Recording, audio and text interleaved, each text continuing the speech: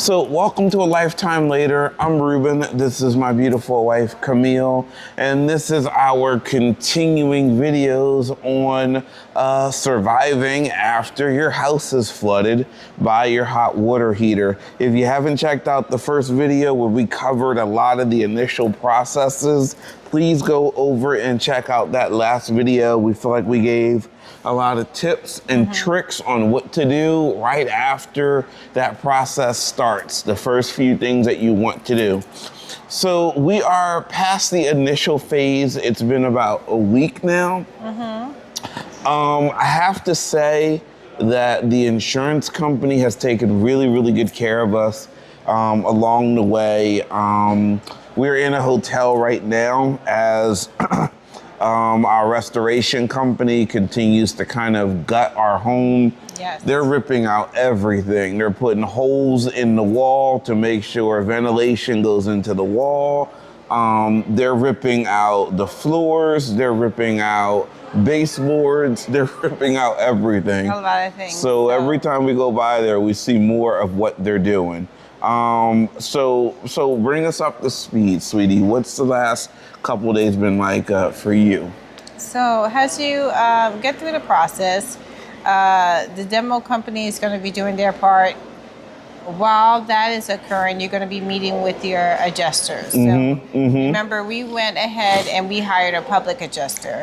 So when the insurance adjuster came to the house, we also had the public adjuster come at the same time. So everybody was there to do a walk through the house and just kind of do a preliminary kind of negotiation. They had to assess everything, look things over. Thankfully, what we learned is that the public adjuster that we hired uses the same software as the adjuster for the insurance company. So they use the same system and it kind of really streamlines the process, moves things along. Yes. So through this process, we realized we have a great insurance policy. So it's kind of important when you're buying a home and, you know, every few years, reassess your homeowner's insurance policy, because you want to make sure that it's up to date with the value of your home.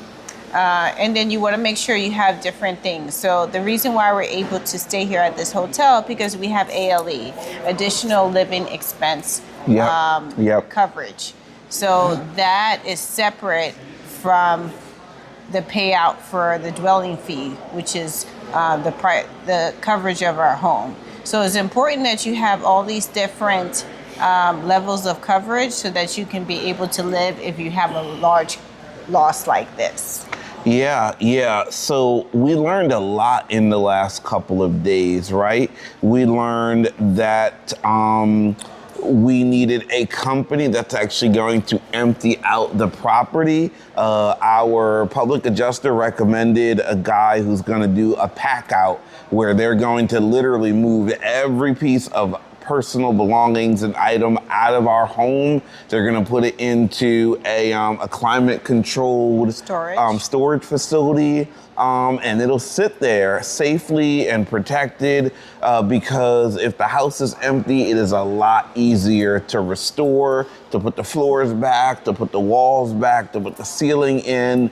All that has to happen. So that's a process that you want to consider that you'll probably have to go through if something like this happens in your home. They pack everything out. They take photos. They take inventory. They give you a copy of everything that they have collected. What we learned is even the damaged items get put into storage, and then we decide between ourselves and the insurance company what gets replaced and that sort of thing. So you don't want to throw anything away right away because you want to be able to pack it out and then pack it in and then get things replaced through that process.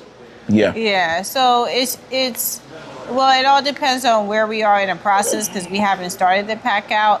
But what's very important is you have to get approval from your insurance company that with a decision if they're going to pay or not. You don't want to throw anything away before they had a chance to inspect it themselves. Don't assume. To make that decision if they're going to pay out. So that's why it's important to keep all the items.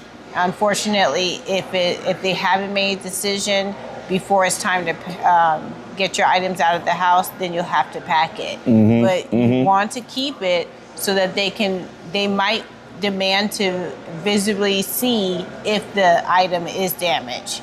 Right. Yeah. And then we learned about, of course, depreciation and the age of things and something comparable. You know, in some areas you can pay for the upgrade to certain things. We learned how if we didn't want vinyl floor covering for our bathrooms, we could pay the difference to upgrade it to something a little fancier, or we could just stick with whatever was there in the past, you know?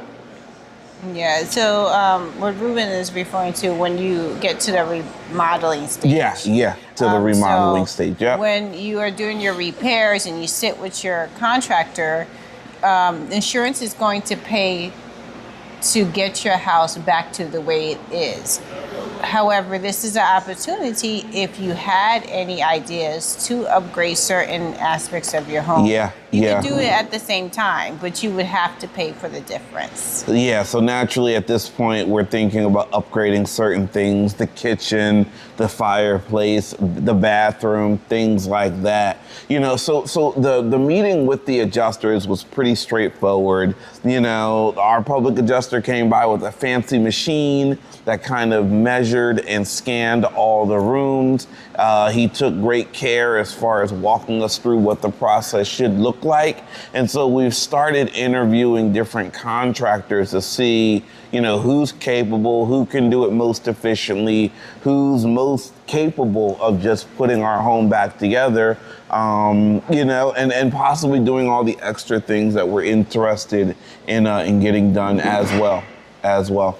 Now, you may have some contractors that you're already familiar with, but we would prefer to deal with one company and allow them, if they need to sub out and handle that, because it's just a little overwhelming to have to call one floor guy and one kitchen guy, right, the family guy and a painter. So for us, we're looking for a company that has all the different disciplines so they can be able to take care of this job. And we're also looking at your regular contractor versus a builder who can be able to handle this renovation project. Yeah. Are we forgetting to mention anything? That's kind of where we are at right now. Yeah, we've been moved out of our home. We've met with the adjusters. We've started meeting with contractors. We're waiting for the restoration company to finish kind of removing. Today they talked about removing a portion of the wall in the garage area, which got a little bit damaged. We'll include some extra pictures in the next video once we've been by the house to kind of see what the updated status is. And we're continuing to work with the housing department so they can find a home for us. So that we can live in while our house is being repaired. Yeah, because we quickly realized that, hey, as nice as it is to be in a, in a hotel and they've got us kind of on the premium floor, hotel rooms usually don't have kitchen areas. And, if you don't want to keep paying to eat out every evening and every meal, luckily this hotel has a really, really nice breakfast available in the morning.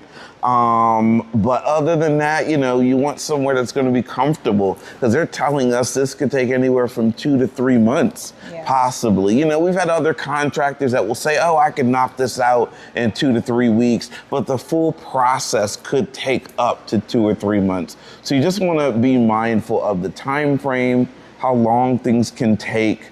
In our case, it's around the holiday season, which is not the most convenient time of year. But ultimately, like my wife said initially, it's good to just that we're safe and we're together.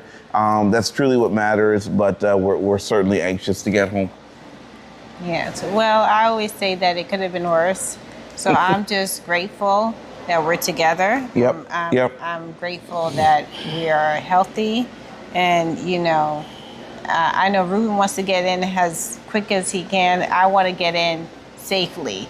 So if it takes a little time to make sure that we're going to be safe in the house, I'm okay with it. Okay. Yep. That's a good deal. That's a good deal. So thanks for watching. Thanks for supporting the channel. And again, you know, we just want to provide this information to anyone that might find it beneficial in the future. If you've got any questions or comments, leave them in the comments section. And of course, we will get back to you. In the meantime, we'll look to talk to you in just a few more days. Take care and God bless. Bye. Bye-bye.